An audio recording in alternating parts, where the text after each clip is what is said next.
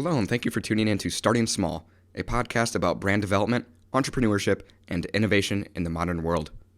In this episode, I'm joined by CEO and founder of TheMJewelers, Mark Shami. Formerly touring as a pop musician, Mark was passionate about style and culture, inspiring him to create TheMJewelers. And in 2019, TheMJewelers was named Forbes 30 Under 30 for their art and style category. Hello, and thank you for tuning in to Starting Small. Today, I'm joined by Mark Shami of TheMJewelers. Mark, thank you so much for joining me today. Thanks for having me, Cameron. Yeah, absolutely. So I want to start out with life as a kid. So did you have an entrepreneurship mindset growing up, say a lemonade stand or sell any products? Yeah, I mean, it's funny, for me, really, my uncle, my father, and my other uncle were all in different worlds of like the jewelry industry. Okay. One was kind of in wholesale. One was had a little mom and pop shop in the West Village, and another one was kind of in more like discount, wholesale, private label kind of world. So everyone was kind of in their different business. Everyone owned their own little company, whether it's small or big or anything like that. So I was kind of always around it. Awesome. So were they all based in New Jersey as well then? So my dad like had a mom and pop shop, which was in the West Village in New York. So it was a lot of for me growing up, I remember like a lot of commuting, going back and forth into the city with him, kind of helping around the shop and all of that. My other two uncles had both their businesses in the city as well. So I was kind of like always in and out of the city as a kid, going back and forth. So that's kind of like my early memories as a kid, kind of working. It was always like, all right, it's the weekend, it's time to go work, or it's summer, it's time to go work with whoever it may be. But it was never kind of like, oh, we're just gonna like chill out and hang out all summer, Totally. Yeah.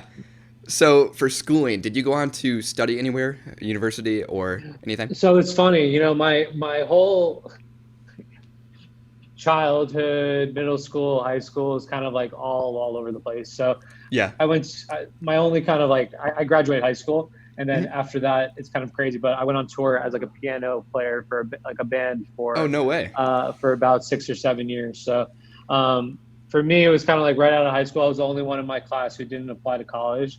I went straight from high school onto like the road, and onto the road, I mean, like we were kind of like a small band at the time we started, and we got bigger as we went. And then, at the end of like me being a musician, I was starting like this website, which actually ended up being TheMJewelers and all of that. So, Wow.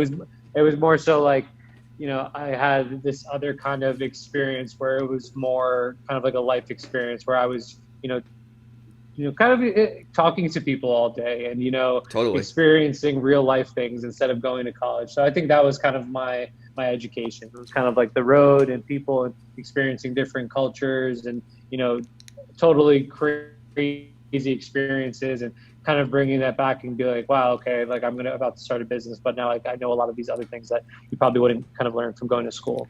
For sure. So it's actually crazy you mentioned that because I've never said this on the podcast, but I'm actually a touring drummer. So I play for Jamie Grace. So I can completely relate to what you're saying. Like you get to meet new cultures and just kind of adapt as you're traveling. Like that's so cool to hear that. Yeah, it's cool because even like kind of when we were starting out, we weren't like, we were staying in like a little van, like a little like minivan, and we used to like sleep in it in like outside like parking lots and stuff. And slowly as we got bigger, we got like a bus and all that, and the whole thing. But in the beginning, it was more so like we were kind of roughing it, and when you're roughing it, you're kind of like staying with friends or random people, and For sure. you're experiencing like these different households and all these different personalities like every single day, and it's kind of like all up in the air, and you're kind of like, wow, like it kind of humbles you as a person, and I think that's Totally. like a big thing to kind of take away when you're going into business is like, you don't want everything to, like for me especially,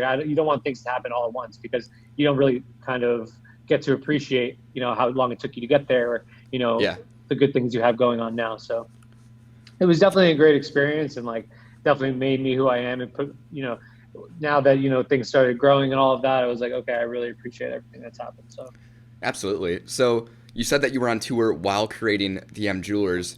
So what kind of made you do this? Did you start an e-commerce website and like do it while touring on the road, or how did this start? Well, yeah, it's kind of a little different. So what actually happened was When I was not on tour, I was kind of like, at home or in the city, helping like a family member out or kind of making jewelry, kind of doing that. And a lot of the times a friend would be like, hey, can you make me this or make me that? And I'd be like, yeah, sure, cool. Like, awesome. But then, I was really kind of more into like the apparel side of things at the time. I Yeah. started like a small kind of like streetwear company in New York, and we're working like graphic tees and stuff like that. And it was kind of funny. And, I started like this little, I think at the time was something like GoDaddy or something like that. I mean, sorry, not GoDaddy, like a big cartel or something like that. Yeah. And I built this website, where you're selling t-shirts. There's basically like friends and stuff like that buying them, like nothing too crazy. And, there was one person like who told me, like early on in that company, they were like, oh, Mark, you should like do the jewelry stuff. Like, I feel like you're way better at that than like this clothing thing. And I was like, yeah, you know what, you're kind of right. And I remember we did one trade show for the clothing thing in LA, and it was a small trade show. We spent, all the money we had doing it, and it was a complete flop. We didn't like get any orders.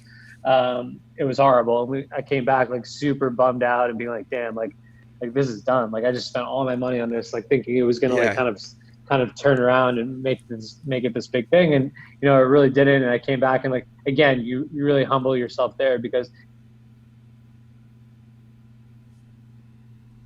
and having like sometimes like fans and playing these big shows and all this stuff, and like and it's like, oh, you started this company, it's a complete flop, and now it's time to start over from scratch again. So at that time I was like, look, I'm going to really hone in and start this jewelry company. And I spent a lot of time building the website out. I took all the original photos and product I made, I took all the photos for them, I set up the website. And Instagram was kind of just having its start at the time. And, we were kind of like, and I say we, it was just myself. I was kind of just being like, okay, like, let me like direct message some people, some of the people who came to see us at shows, I'm going to send them the link and all of that. So it kind of stemmed from like our audience was really like just people I knew. And, I launched the site, very slow beginning and all of that. But, that was about 8 years ago at this point. But after that, I kind of started seeing this, it's like kind of like influencer culture starting to happen. And, I started reaching out to people saying, hey, like, we'd love to make you a custom necklace. And, I think we were the first one. Yeah, actually, probably definitely the first ones to kind of do something like that and like a custom, like personalized jewelry space like that. And, we had all these people who are still, whether it's customers or, supporters till now, they've been with us since the beginning of the company, and, they've always supported us. And I think the brand really grew as one of like the first kind of like jewelry personalized companies on Instagram, especially. But what's weird about it too, it's like, it's not a company that's really just born on Instagram. A lot of people think that too. They're like, okay, this is like a D2C company that's, popular on Instagram, right? It's for me, it's like, it comes from like 30 like to 40 years of like, family experience of like sourcing and, making materials, production, all of that. As a kid, my father was making nameplates and name rings for people like in the West Village, and then he ended up moving to 47th Street. So it's like, for him, he was always doing that kind of stuff. And for me, it was just like, I grew up in it and I learned how to do it, and I took it to a whole different path where, he had customers coming into the shop and that was his only source of like revenue, or, there was no advertising for him there. So it was just like walking traffic, which in this day and age, it's not even possible anymore. So yeah, for sure. For us, it's really about, we're at the same time, we're, as much as a jewelry company, we're always doing shoots, and, we're big on the marketing end, we're big on the advertising end. It's a whole different world at this point. So, totally. It's kind of like bridging the gap between those two worlds. And I feel like our ethos is really just that Manhattan, New York, custom jewelry kind of world. And, that's kind of just something I was born into. For sure. So was it the TheMJewelers at the very beginning, and what does that stand for? Yeah, it's kind of funny. So like at the time when I started the website, I kind of needed a name, and it's funny, we actually just moved into our new office this weekend, and as I was doing that, I found papers of like, oh, this was like our first names and all this stuff, all these like kind of funny names I had at the time. But it was just going to be called the M, and and then it was going to be called like the M and Co. and a bunch of other things. And I kind of just landed on the TheMJewelers because I wanted essentially I wanted the SEO to be like correct when people are searching for jewelry. But the M just stands for the M just stands for Mark. So okay, gotcha. It was just my first name. It was very simple. So my sister made the logo. My sister made the logo like 8 years ago or so, and then we've kind of always been using it. Like we refined it a little bit in the past couple of years, but it's always been the same logo. And my thought behind all of that was kind of like I never wanted to like really change the logo too much because I wanted to kind of be like a staple image, For sure. We've used it on our boxes since day one. The boxes always change, but like the logo doesn't. I just kind of really wanted to have that representation like later down the line where people are like, oh, I know that logo. That's the M. For sure. So at this time, where were you getting your materials to create the jewelry? So everything personalization wise, customized, which is pretty much, I would say like 90% of our business is all made in New York. And anything 14 karat gold or silver, all the materials and plates we get are from Italy. So we import the pieces from Italy, and then we cut everything and make everything here. Gotcha. So did you ever have investors come in to help you launch this, or was it just very slow, customized? No, it was very, very slow. It was kind of like, we have a little tiny shop. It's like 150 square feet. It's essentially like a little booth at this point, and it was the first thing I opened after, we launched the website. And it was kind of like, look, I know the site's not going to have that much traffic. Maybe if I have a little shop, like it will kind of help and maybe legitimize the company a little bit more. So I started in this like 150 square foot shop, and I put like all my money at the time in it, which was I think like $25,000 or $30,000 at the time. After starting like the clothing company, after the jewelry company, and all of that, and it was kind of like, okay, you're gonna have to pay all your security and first month's rent. And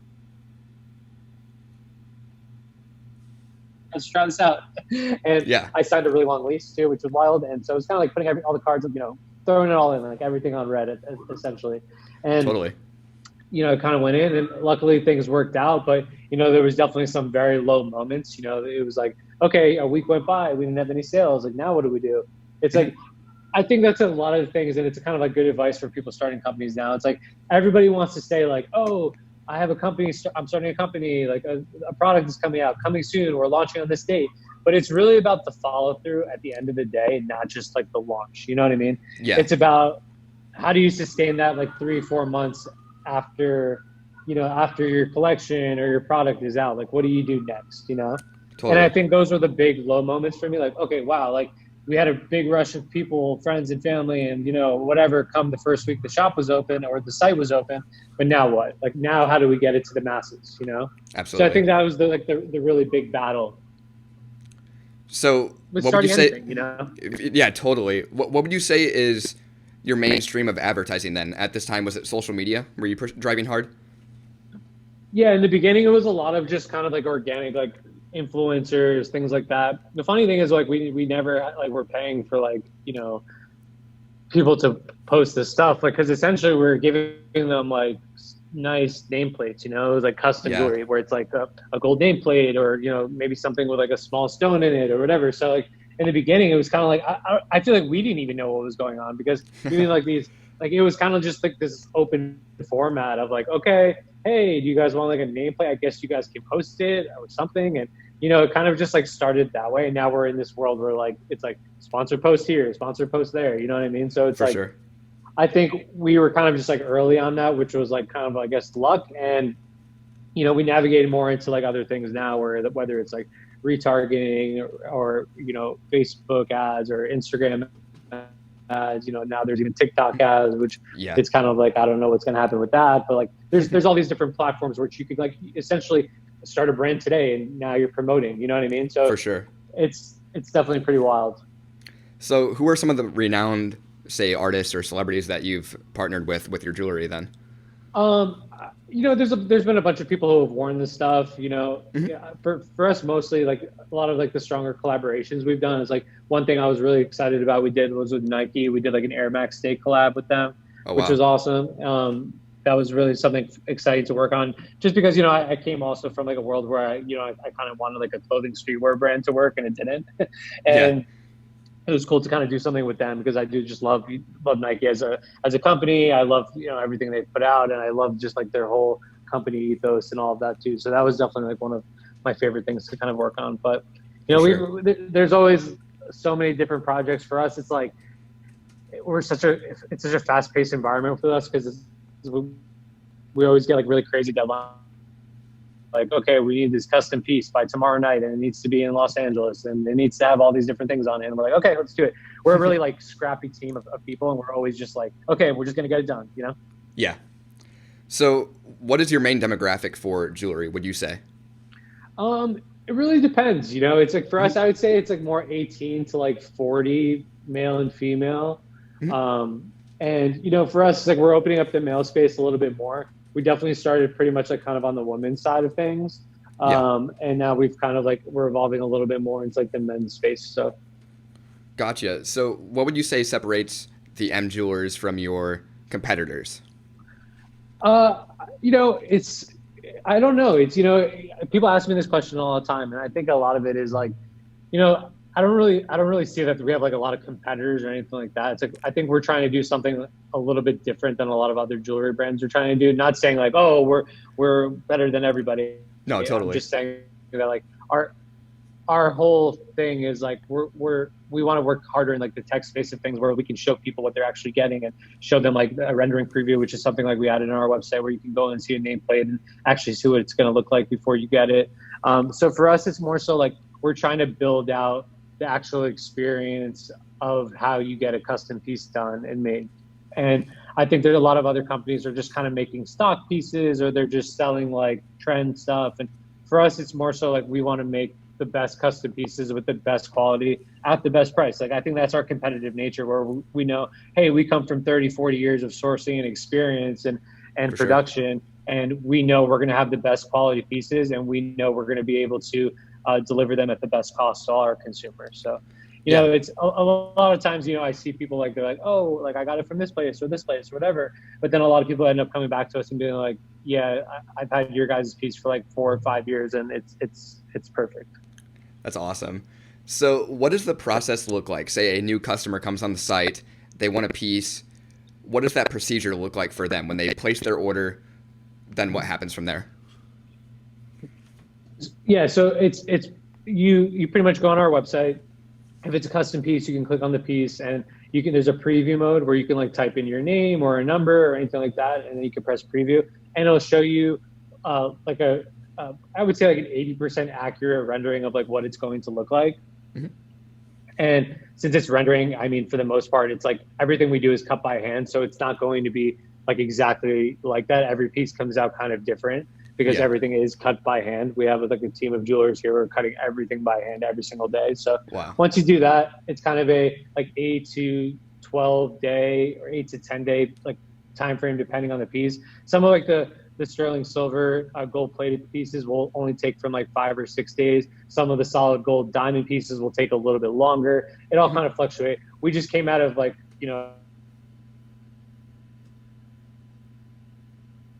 it was very, very, very difficult to navigate this whole thing here in the city with everything going on. And, Sure. We can't, if people don't want to work, they don't want to work. It's their own safety and all of that. So we have to all respect that. And, I think it was a really crazy time to navigate all of that.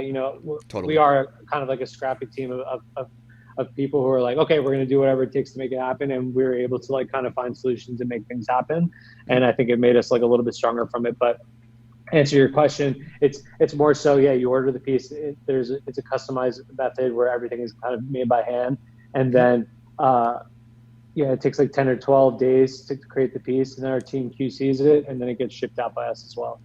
Gotcha. So if you could give one piece of advice to an aspiring entrepreneur, what would that be? Maybe something you've learned or regret, just anything. Yeah, I would say for the most part, when you're starting a company or a product or anything like that, you should definitely know your demographic from the start, know where your target audience is going to be and where you want it to be, and take things slow. I think some mistakes we've made is like sometimes going a little bit too fast and making a lot of mistakes, which I mean, we've learned from, but it's kind of like taking it slow and know that every day, you can do something to make your your company better or bigger or more transparent and all of that, because, you know, we're in the same position too, where we've been working on our website for the past 3 months. We have like a brand new website that's coming out in a couple months for holiday. That's going to be a little bit more transparent for our consumers, a little bit easier to navigate, a little bit faster. So it's like, we're always learning every day. You know, we're eight years into this company, and we're still looking for ways to improve things, looking for ways to, like, you know, get our customer service better, get our shipping times better, you know, help with, like, right now too, it's a crazy time for silver and gold, and the market's going crazy. So for us, it's like, you know, how do we balance that? How do we make sure, you know, we're keeping these same good prices for everybody? So I think it's kind of like taking it slow and not rushing into things, and kind of like analyzing what you're doing at that time and how you can make that better, and, you know, knowing your customer. For sure. Well, Mark, thank you so much for joining me. And to the listeners out there, make sure to check out TheMJewelers at TheMJewelersNY.com. Thank you, Cameron. Thanks for having me. Hey, thank you for listening to this episode of Starting Small. If you would, leave a review on whatever platform you're listening on. Also, follow Starting Small Pod on social platforms to keep up to date on future guests.